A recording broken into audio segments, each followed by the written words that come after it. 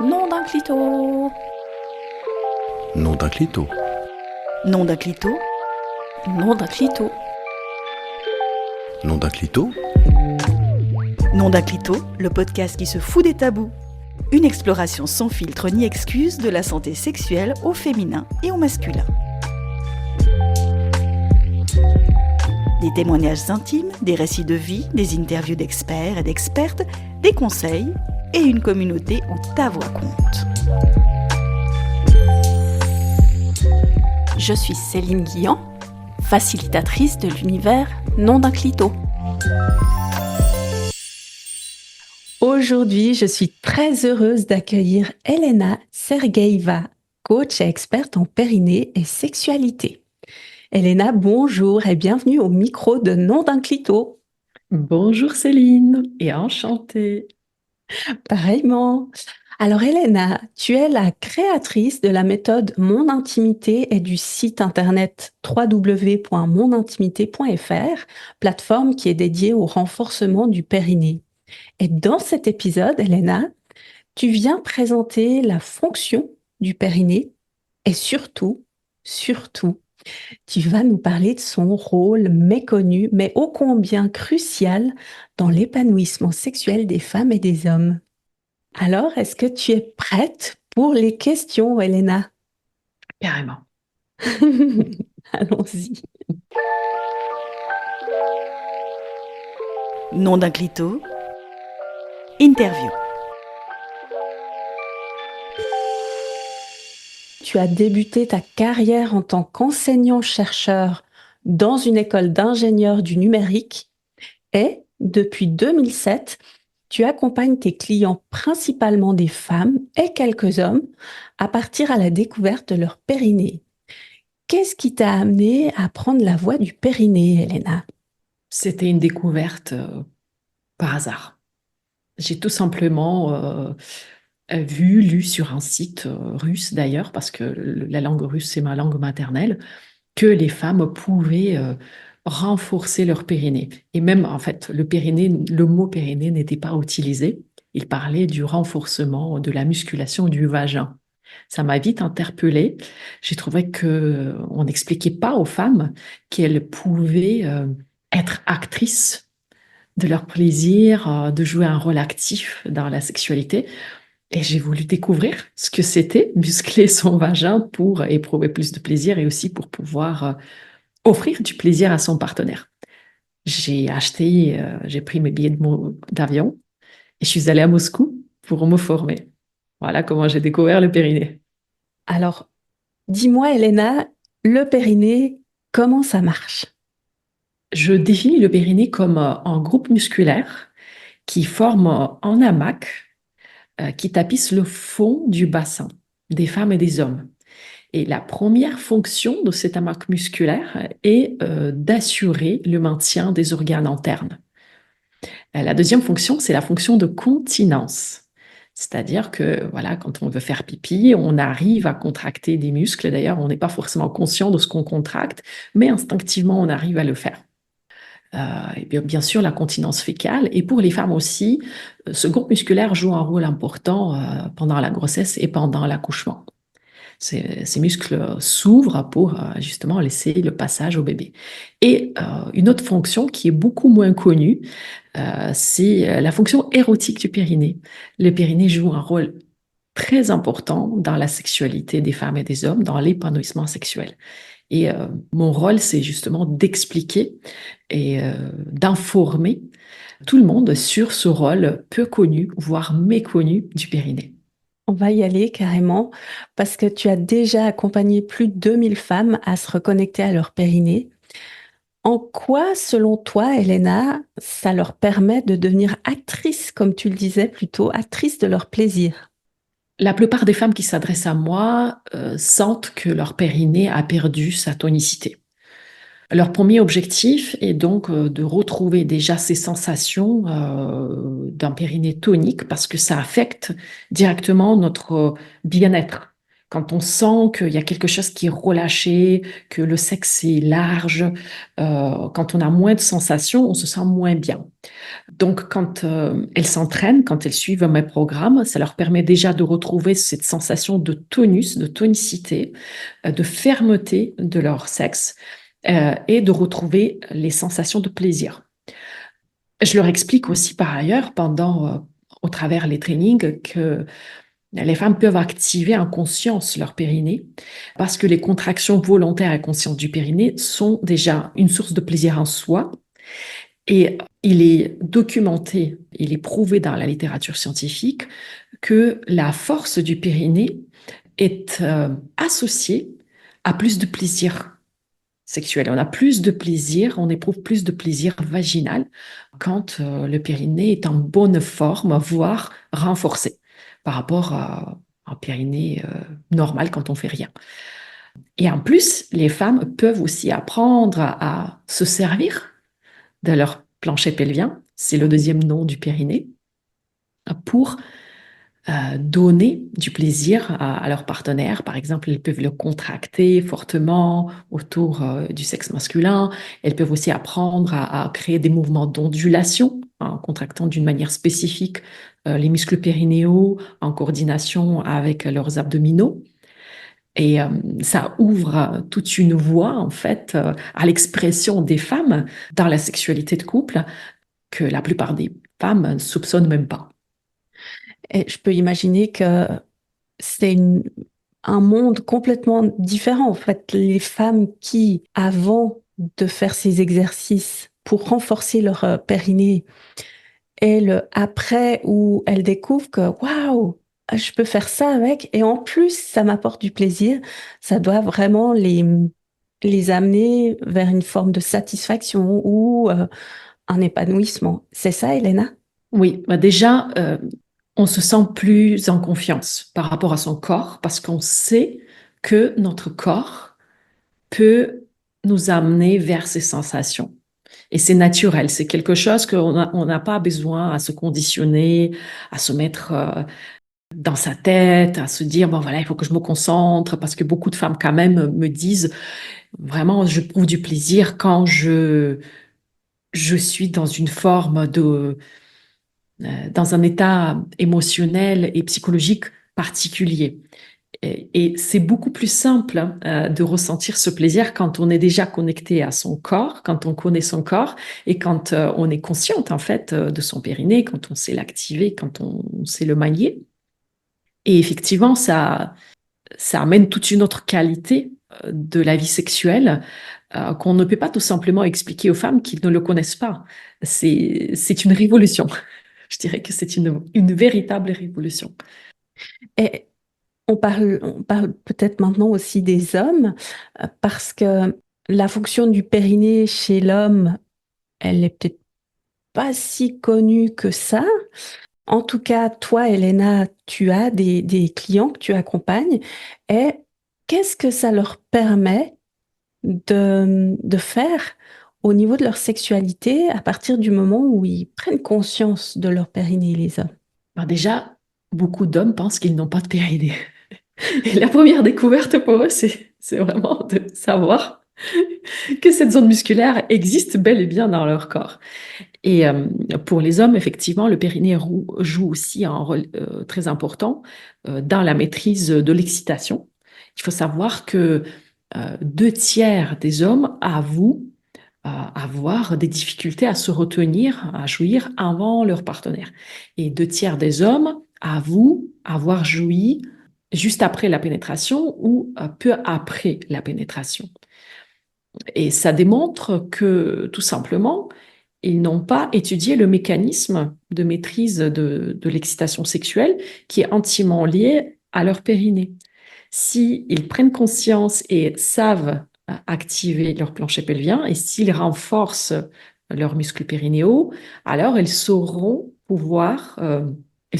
naviguer dans leurs états d'excitation en contractant volontairement leur périnée, en travaillant aussi la façon de respirer.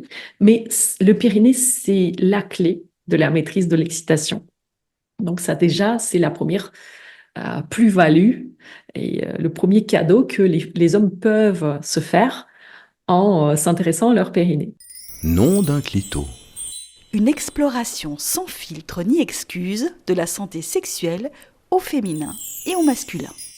Le deuxième cadeau qu'ils peuvent se faire et aussi faire à leur partenaire, c'est que grâce à cette maîtrise, déjà, ils vont se sentir plus à l'aise, plus détendus. Ils vont pouvoir éprouver plus de plaisir. Ils vont pouvoir aussi jouer un petit peu plus avec ces états d'excitation parce qu'ils savent qu'ils ne seront pas surpris par l'arrivée soudaine du point de non-retour de l'éjaculation, ils vont pouvoir aller chercher peut-être des rythmes, des mouvements qui accentuent le plaisir. Et souvent, en fait, quand on accentue le plaisir, voilà, le point de non-retour, il n'est pas loin. Et quand on sait qu'on peut vite revenir et faire descendre l'excitation, on est plus à l'aise. Donc, du coup, on peut aller vraiment dans cette intensification, intensité des sensations qui est aussi ressentie par les femmes. Et le troisième cadeau que les hommes peuvent se faire, c'est d'expérimenter leur capacité multi-orgasmique. Et c'est aussi grâce à la maîtrise du périnée. 99% des hommes ne savent pas que l'orgasme et l'éjaculation sont deux phénomènes physiologiques distincts. Et il est possible de dissocier ces deux phénomènes et de pouvoir éprouver la jouissance, d'aller au pic de jouissance sans éjaculer. C'est-à-dire qu'ils peuvent ressentir ces vagues de plaisir, ces pics et ces vallées de plaisir, comme les femmes, tout en gardant leur érection, donc tout en gardant leur sémence, et donc pouvoir décider eux-mêmes du moment de leur bouquet final. Et ça bouleverse aussi la sexualité des hommes. Pendant que tu parlais du point de non-retour, j'avais cette image, tu sais, où tu vois souvent les hommes qui disent « Ah, faut que je pense au sandwich que j'ai mangé ou à ma belle-mère. » Donc, je pense que ça peut être rassurant pour eux de se dire « Ah, en fait, je peux avoir le contrôle là-dessus. » Et oui, c'est vrai, mais je pense, en analysant le travail et les discussions avec les hommes qui se sont déjà adressés à moi, je me rends compte que les hommes sont tout autant peu connectés à leur corps que les femmes. Parce que le fait de connaître son périnée, le fait de savoir comment on fonctionne, ça nécessite une forme de conscience, en fait, de connaissance de son fonctionnement. Et si les hommes se disent, oh là là, il faut que je pense à quelque chose d'autre pour me distraire, c'est-à-dire qu'on est quelque part, on n'est pas tellement en conscience par rapport à son propre corps. Et le fait de maîtriser son périnée, le fait de pouvoir acquérir cette sexualité en conscience, va leur donner d'autres outils pour pouvoir maîtriser leur excitation et d'être aussi maître ou acteur de leur plaisir, du plaisir à deux, sans avoir ce stress en fait, sans avoir ces subterfuges. Voilà, il faut que je pense à autre chose, etc. Il y a tout un tas de clés qu'ils peuvent acquérir en travaillant sur leur périnée, sur la respiration, sur la prise de conscience, vraiment en descendant en conscience dans leur corps. Et Elena, à ton avis, alors tu le disais, les hommes peuvent avoir cette méconnaissance d'avoir un périnée. Qu'est-ce qui ferait que les hommes peuvent être moins informés de la fonction de leur périnée?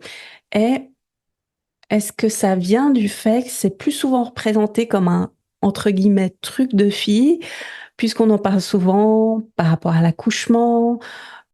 Mais toi, qu'est-ce que tu as pu remarquer, Elena, en parlant avec les hommes par rapport à cette méconnaissance en lien avec leur périnée? Je pense que déjà dans l'approche globale, l'attitude de la société, les mœurs de la société, et la façon aussi dont on est éduqué par rapport au fonctionnement de notre corps, d'une manière globale, je dirais qu'on ne connaît pas tellement le fonctionnement de notre corps. Combien de personnes savent, par exemple, localiser les organes internes dans leur corps? Et le périnée, étant donné que c'est un muscle caché et invisible, On ne l'étudie pas, par exemple, dans les cours de l'anatomie à l'école. Et après, on n'a pas tellement d'occasion d'en parler. Ceux qui font du sport, parfois, il y a des coachs sportifs qui en parlent. Les femmes qui font du pilate, du yoga, ou d'ailleurs des hommes aussi, ils entendent parler du périnée. Donc, il y a un petit peu quand même d'informations.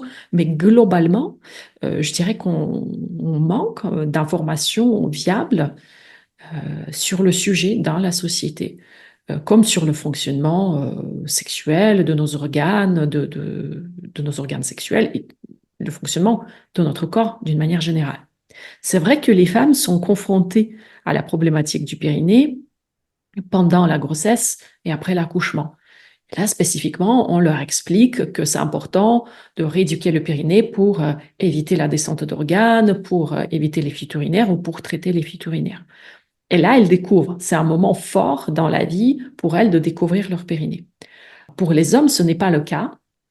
Et s'ils n'ont pas de problème de santé, tout simplement, ils n'ont jamais l'occasion d'aller à la rencontre de leur périnée. Après, les hommes peuvent aussi avoir des problématiques du périnée. Par exemple, il y a 2 jours, j'ai été contactée par un homme qui fait beaucoup de vélo et à cause de l'appui de son périnée sur la selle, il a une contracture périnéale et il a de fortes douleurs. Et là, il a découvert son périnée. Avant, il ne savait pas. Après, il y a aussi des hommes qui parfois sont opérés parce qu'ils ont un cancer de prostate. Là, ils découvrent aussi la rééducation parce qu'il faut retrouver la fonction de continence. Ils se rendent compte que cette zone est fragile et sensible et qu'ils peuvent quand même aussi jouer sur le périnée pour retrouver les fonctions physiologiques de base. Et effectivement, dans la société, on a cette image, en tout cas dans la société française et dans les pays où on a la rééducation périnéale, la culture de rééducation périnéale, parce que ce n'est pas le cas dans beaucoup de pays du monde. Donc, on a cette image, effectivement, que le périnée, c'est pour les femmes après l'accouchement ou quand elles avancent dans l'âge parce qu'elles souffrent de l'incontinence urinaire. Mais c'est tout simplement, je dirais, une culture de masse. On manque encore d'informations, peut-être un petit peu plus grand public sur ce sujet. Oui, et ce que j'entends que tu dis, Elena, c'est qu'il y a une sensibilisation qui est faite au niveau physiologique, Oui. mais tu le disais aussi, on ne parle pas de cette fonction sexuelle. En tout cas, le fait que le périnée peut accompagner dans un épanouissement sexuel. Et oui, pour l'instant, quand on parle de la sexualité, j'observe 2 tendances. Bon, déjà, on a quand même cette sexualité déformée par la culture porn, où on est dans la culture de performance, de violence aussi, parce que le porn est devenu très, très violent. On ne parle pas du périnée. Même, il y a une forme d'encouragement à la prise de certains produits chimiques pour être dans la performance. Quelque part, ça ne nous aide pas à prendre conscience de notre propre corps, de comprendre nos besoins, d'explorer notre sexualité. J'aime bien le mot, celle qui est authentique en fait, celle qui nous correspond à nous à un moment donné de notre vie, parce que ça peut évoluer aussi. Et puis, il y a deuxième tendance dans la société, c'est on a cette explosion aussi des professionnels, de sexologues, de sexothérapeutes. Il y a aussi tous ces mouvements de tantra qui parlent de la sexualité. Mais on a tendance à aller consulter un sexologue ou un sexothérapeute quand on a un problème. Et les sexologues et les sexothérapeutes abordent tout d'abord la sexualité par rapport au blocage émotionnel qu'on puisse avoir, psychologique, les relations, la relation dans le couple. Ce que j'ai observé en lisant aussi la littérature en sexologie, c'est que dans ce domaine, le périnée est souvent réduit à une petite zone en fait du périnée. On parle du périnée, mais c'est la zone qui se situerait, selon les sexologues, entre l'anus et la racine du pénis pour les hommes ou l'anus et l'orifice vaginal pour les femmes. Alors que c'est juste une petite zone musculaire du plancher pelvien. Donc, dans la sexologie, on n'a pas toutes les nuances, on n'a pas les connaissances nuancées et pointues du périnée qu'on puisse avoir dans la rééducation périnéale. Nom d'un clito, abonne-toi et like tes épisodes favoris. On est toujours dans Nom d'un clito. C'est Céline et je suis accompagnée d'Elena Sergeïeva qui nous parle de son expertise en matière de périnée et surtout de sa fonction insoupçonnée pour faire de sa vie sexuelle un terrain de jeu et de découverte. Alors juste avant, Elena, tu nous parlais de ces deux tendances que tu pouvais voir au niveau de la sexualité. Et je te propose qu'on parle de ta vision de la sexualité. Tu me disais dans les coulisses que tu as pu remarquer que le fait de connaître son corps et de ce fait de se connaître soi-même amène à une sexualité plus ancrée.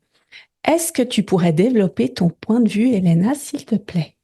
Et quand je parle de la connaissance du corps, et donc du coup, cette connaissance et cette conscience de son corps amène plus de sérénité dans la sexualité, je parle vraiment de prendre son temps d'aller déjà comprendre comment fonctionne mon périnée, prendre conscience du périnée, l'explorer, pouvoir le renforcer, et puis aller plus loin, aller explorer et réveiller les zones érogènes de son sexe. Et c'est valable pour les femmes comme pour les hommes, parce que les hommes, je me rends compte qu'ils savent pas, ils connaissent pas tous leurs zones érogènes non plus.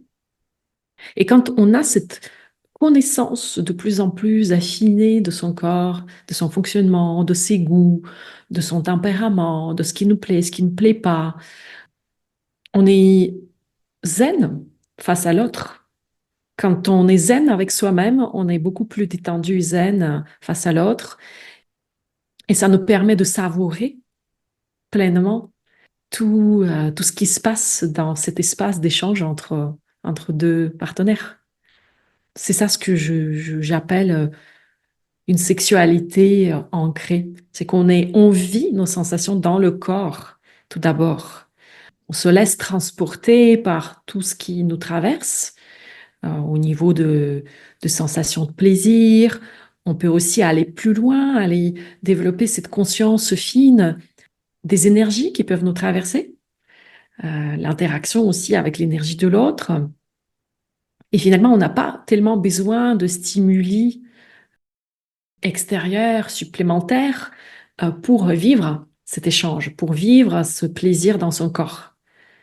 Elena, je le disais en préambule, tu es la créatrice de l'espace mondintimité.fr où tu proposes des programmes qui combinent des dimensions physiques, érotiques, puisque c'est la fonction érotique du périnée que tu vas aussi faire découvrir, la fonction aussi, la dimension émotionnelle et énergétique. Dis-moi, Elena, comment est-ce que tu intègres ces différentes dimensions dans les exercices et les séances de coaching que tu proposes à tes clientes et clients? Le principe de base, c'est d'aller cheminer par étapes. Bien sûr, on ne va pas faire les choses très compliquées en abordant le périnée dans toutes les dimensions tout de suite. On va commencer tout d'abord par une étude de l'anatomie, on va localiser le périnée dans son corps, on va apprendre à le contracter. Là, on s'intéresse à la dimension physique, physiologique du périnée. Ensuite, progressivement, on va être plus à l'aise avec ces mouvements du périnée, on va le ressentir de mieux en mieux dans son corps et on va s'intéresser aux sensations que les contractions du périnée nous procurent. On va s'intéresser aussi au plaisir que ça peut réveiller. Donc là, petit à petit, on commence à amener cette dimension du plaisir déjà. Puis, on commence à maîtriser des exercices un petit peu plus avancés du périnée pour justement pouvoir s'en servir et pimenter les ébats amoureux. Voilà, comme j'ai expliqué, en contractant fortement son périnée, en créant l'ondulation. On peut aussi activer son périnée d'une façon pour pouvoir aspirer le sexe masculin au lieu de très pénétrer. Donc là, on rentre vraiment dans une autre dimension de maîtrise du périnée pour aller chercher et explorer ces différentes dimensions du plaisir à deux. Nom d'un clito, le podcast qui se fout des tabous. Ensuite, quand on s'entraîne, on sent qu'il y a une chaleur en fait.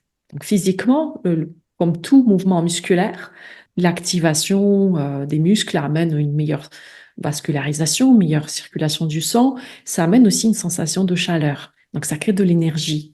Et là, on commence à rentrer dans cette dimension énergétique du périnée. Et je propose de réaliser des exercices méditatifs qui sont inspirés du Dao pour pouvoir distribuer cette énergie et nourrir notre vitalité. Et c'est en pratiquant régulièrement ces exercices méditatifs qui sont en réalité la combinaison de la respiration avec aussi une forme d'écoute de soi et aussi peut-être de l'imagination, une forme d'imagination, qu'on arrive à sentir de plus en plus cette énergie dans notre corps qui se manifeste comme les sensations de chaleur, de picotement, de fraîcheur. Et cette prise de conscience progressive et graduelle nous amène du coup à cette dimension énergétique. Et pour tout ce qui concerne les émotions, je propose aussi des voyages méditatifs, vraiment des séances de relaxation où on va se connecter à la dimension symbolique du périnée. C'est toute une approche inspirée de la psychologie corporelle, où en se connectant d'une certaine manière, en fait, en se mettant à l'écoute du périnée, du bassin ou toute une autre partie de notre corps, on arrive en fait à faire remonter des émotions qui peuvent être enfouies, dont on n'est pas forcément conscient, consciente. Et là, ça nous permet d'aller visiter ces émotions. Et ensuite, je propose aussi des techniques pour les libérer. On peut dire que ta méthode, elle est assez unique, Elena, parce qu'elle combine aussi, et t'en parlais juste avant, des pratiques ancestrales comme le Tao avec les recherches scientifiques modernes, puisque ça fait partie de toi. Qu'est-ce qui te passionne le plus dans cette approche multidimensionnelle et comment est-ce que tu vois l'avenir de cette méthode, Elena? Je crois que ce qui m'a toujours passionné, ce qui me passionne toujours, c'est justement d'aller croiser ces champs de connaissances qui ne se croisent pas. Voilà, qui peut imaginer qu'on peut aller lire un jour des articles scientifiques en urologie, en gynécologie, en sexologie, et puis un autre jour aller lire des livres tantriques et taoïstes ou aller pratiquer, expérimenter un stage de tantra pour ensuite faire une forme de fusion de ces connaissances. Voilà, c'est ça ce qui me passionne en fait. C'est vraiment ce croisement, cette euh, hybridation de toutes les connaissances qui existent. Et donc là, ça passe vraiment par moi, par mon interprétation personnelle, bien évidemment, mais toujours dans cette idée d'aller découvrir quelque chose qui peut être peu élucidé, peu connu, grâce ces croisements, d'aller aussi apporter une meilleure connaissance de soi à celles et ceux qui s'adressent à moi, d'ouvrir une nouvelle voie dans la connaissance de son corps. Et là, ici, bon, je me suis concentrée sur le périnée parce que c'est notre base quelque part, c'est nos racines, c'est ça ce qui nous permet de nous sentir stables. Mais je n'exclus pas que peut-être ces explorations vont m'amener ailleurs. Et oui, finalement, c'est ce champ des possibles qui est illimité finalement, qui me passionne et qui me motive tous les jours. Longue vie au périnée. Longue vie et vie heureuse aussi, heureuse et épanouie grâce au périnée. Pour finir, Elena, quel message d'espoir est-ce que tu aimerais transmettre aux femmes et aux hommes qui nous écoutent et qui souhaitent connaître plus de joie dans leur vie intime, mais qui savent pas trop par où commencer? On a le contact avec moi. On parlera. Bah, chaque chemin, même si le chemin est long, il commence par un premier pas. Et ce premier pas, il n'est pas obligatoirement un pas très engageant ou très fort. Ça peut être juste d'aller lire peut-être ce que c'est le périnée, d'aller faire un petit test, juste de regarder une vidéo, et puis pourquoi pas réserver un appel avec moi pour juste parler de parler de ce que vous traversez, ce que vous vivez, des questions que vous vous posez. C'est important de se dire que même si on n'est pas bien aujourd'hui, ou même si on est bien aujourd'hui, il y a toujours de belles choses à découvrir. Il y a toujours des beaux cadeaux qu'on puisse s'offrir et tout dépend en fait de notre volonté. Ben voilà, l'épisode touche à sa fin, Elena. Pour les personnes qui nous écoutent, pour retrouver toutes les offres d'Elena, jette un œil dans le descriptif de l'épisode. Merci Elena pour ta présence. J'ai vraiment eu beaucoup de plaisir à échanger avec toi sur ce sujet du périnée. Merci beaucoup à toi, Céline. Et c'était une grande joie de partager mes connaissances et ma passion. Si toi aussi tu es une experte ou un expert et que tu souhaites partager ton message, réserve ton appel pour qu'on en parle. Hashtag lien dans le descriptif. À bientôt et rappelle-toi, chaque voix compte. Nom d'un clito, un espace ouvert à toutes et tous.